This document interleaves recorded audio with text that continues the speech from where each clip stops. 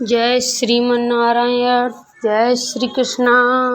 जय जय श्री राम। जय जय श्री राम। जय बजरंगबली। बोलिए शनिदेव भगवान की जय। शनिवार व्रत कथा, इसे पूरा सुनना भक्त। ज़्यादा से ज़्यादा शेयर करना, लाइक करना, सब्सक्राइब करना। आप सभी भक्तों की शनि बाबा हर मनोकामना पूरी करेंगे। मेरे भक्ति सागर 1260 राधे चैनल में आप सभी भक्तों का स्वागत है। शनिवार व्रत कथा, इसे पूरा सुने भक्त। बोलिए शनिदेव भगवान की जय। एक समय स्वर्गलोक में सबसे बड़ा कौन है, ये प्रश्न पर 9 ग्रहों में वाद विवाद हो गया। विवाद इतना बड़ा कि परस्पर भयंकर युद्ध की स्थिति बन गई। निर्णय के लिए सभी देवता देवराज इंद्र के पास पहुँचे और बोले, हे देवराज, आपको निर्णय करना होगा कि हम में से सबसे बड़ा कौन है। देवताओं का प्रश्न सुनकर देवराज इंद्र उलझन में पड़ गए। इंद्र बोले, मैं इस प्रश्न का उत्तर देने में असमर्थ हूँ।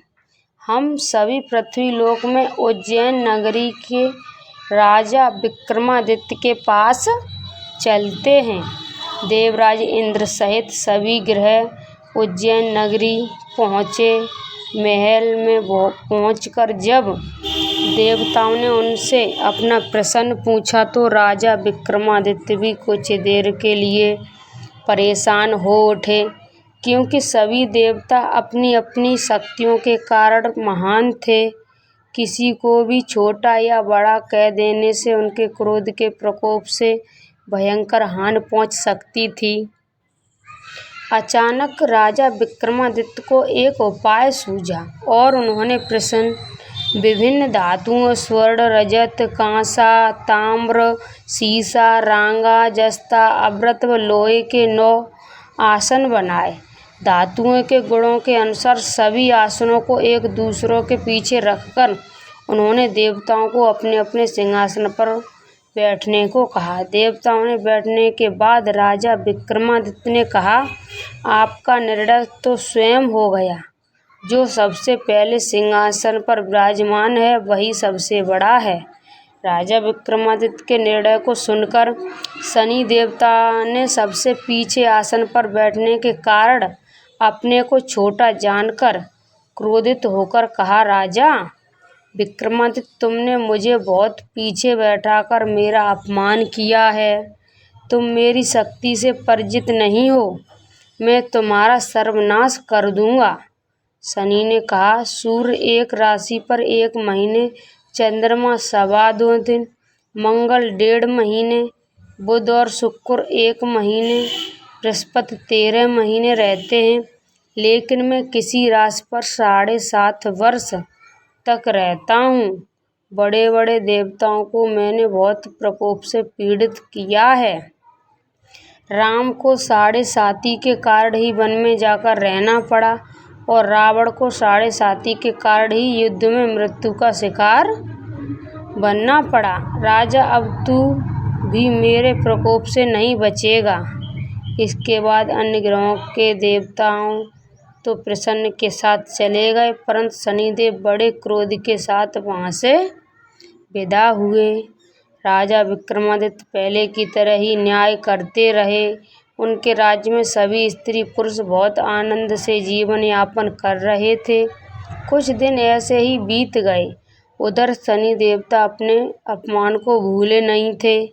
विक्रमादित्य से बदला लेने के लिए एक दिन शनिदेव ने घोड़े के व्यापारी का रूप धारण किया और बहुत से घोड़ों के साथ उज्जैन नगरी पहुँचे। राजा विक्रमादित्य ने राज्य में किसी घोड़े के व्यापारी के आने का समाचार सुना तो अपने अश्वपाल को कुछ घोड़े खरीदने के लिए भेजा। घोड़े बहुत कीमती थे।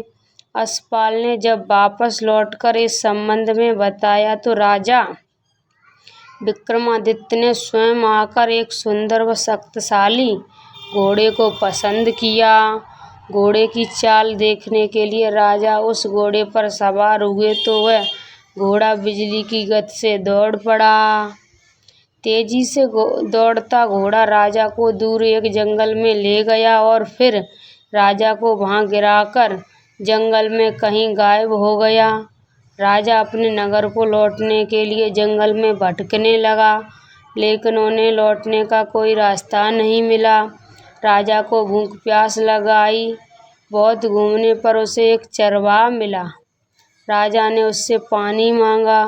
पानी पीकर राजा ने उस चरवाहा को अपनी अंगूठी दे दी। फिर उससे रास्ता पूछकर वह जंगल से निकलकर पास के नगर में पहुंचा। राजा ने एक सेठ की दुकान पर बैठकर कुछ देर आराम किया। उस सेठ ने राजा से बातचीत की तो राजा ने उसे बताया कि मैं उज्जैन नगरी से आया हूँ। राजा ने कुछ देर दुकान पर बैठने से सेठ जी की बहुत बिक्री हुई। सेठ ने राजा को बहुत भाग्यवान समझा और खुश होकर उसे अपने घर भोजन के लिए ले गया। सेठ ने घर में सोने का हार खूंटी पर लटका हुआ था। राजा का उस कमरे में छोड़कर सेठ कुछ देर के लिए बाहर गया। तभी एक आश्चर्यजनक घटना घटी। राजा के देखते देखते सोने ने उस हार को खूंटी निगल गई। सेठ ने कमरे में लौटकर हार को गायब देखा तो चोरी का संदेश राजा पर ही किया, क्योंकि उस कमरे में राजा ही अकेला बैठा था।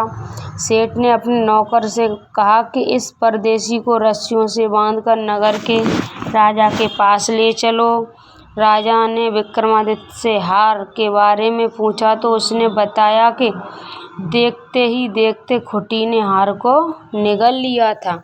इस पर राजा ने क्रोधित होकर चोरी करने के अपराध में विक्रमादित्य के हाथ पांव काटने को आदेश दे दिया।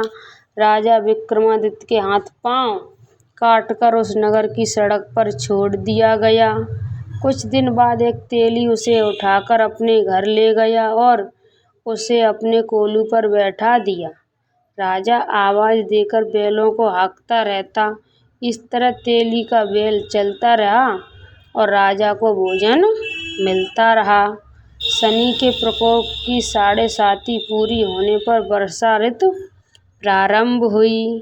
राजा विक्रमादित्य एक रात मेघ मल्हार गा रहा था कि तभी नगर के राजा की लड़की राजकुमारी मोहिनी रथ पर सवार उस तेली के घर के पास से गुजरी। उसने मेघ मल्हार सुना तो उसे बहुत अच्छा लगा और दासी को भेजकर गाने वाले को बुला लाने को कहा। दासी ने लौटकर राजकुमारी को अपंग राजा के बारे में सब कुछ बता दिया।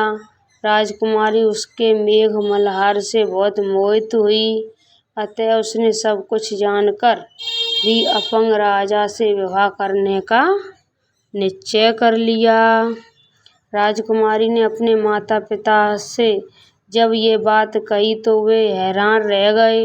रानी ने मोहिनी को समझाया, बेटी तेरे भाग्य में तो किसी राजा की रानी होना लिखा है, फिर तू उस अपंग से विवाह करके अपने पांव पर कुल्हाड़ी क्यों मार रही है। राजकुमारी ने अपनी जिद नहीं छोड़ी। अपनी जिद पूरी कराने के लिए उसने भोजन करना छोड़ दिया और प्राण त्यागने देने का निश्चय कर लिया। आखिर राजा रानी को विवश होकर अपंग विक्रमादित्य से राजकुमारी का विवाह करना पड़ा। विवाह के बाद राजा विक्रमादित्य और राजकुमारी तेली के घर में रहने लगे। उसी रात स्वप्न में शनिदेव ने राजा से कहा, राजा तुमने मेरा प्रकोप देख लिया, मैंने तुम्हें अपने अपमान का दंड दिया है।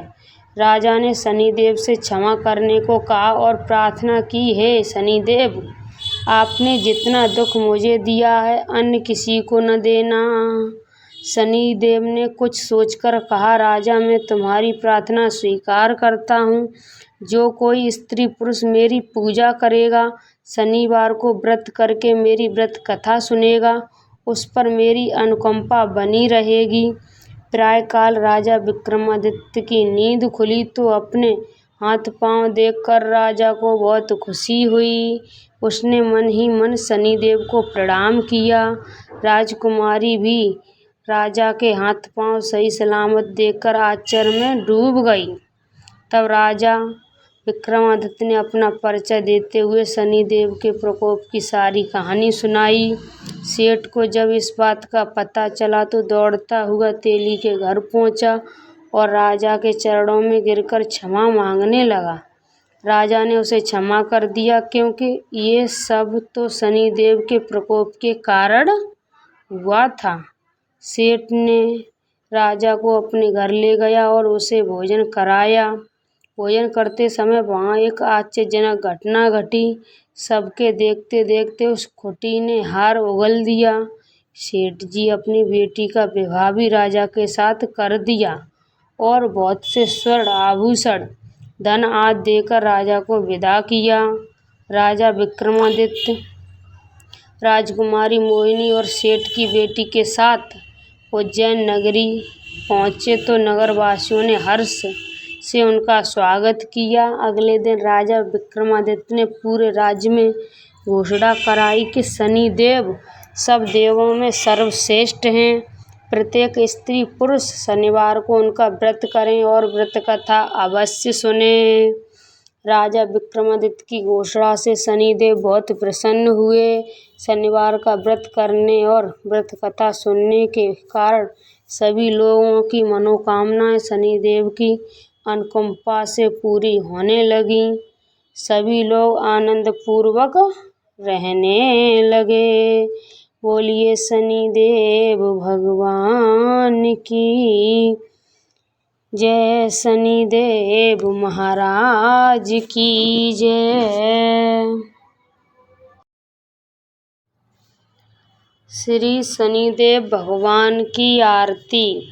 जय जय श्री शनिदेव भक्तन हितकारी, सूरज के पुत्र प्रभु छाया महतारी। जय जय श्री शनिदेव श्याम अंग वक्र दुष्ट चतुर्भुजाधारी, नीलांबर धारनाथ गज की सवारी। जय जय श्री शनिदेव कीट मुकुट शीस रजित दिपत है लिलारी, मुक्तन की माला गले शोभत बलिहारी। जय जय शनिदेव जय जय शनिदेव, मोदन मिष्टान पान चढ़त है सुपारी, लोहा तिल तेल उड़द महेशी अति प्यारी। जय जय शनिदेव देव दनुज ऋषि मुनि सुमिरन नर नारी, विश्वनाथ धरत ध्यान शरण है तुम्हारी। जय जय शनिदेव जय जय शनिदेव।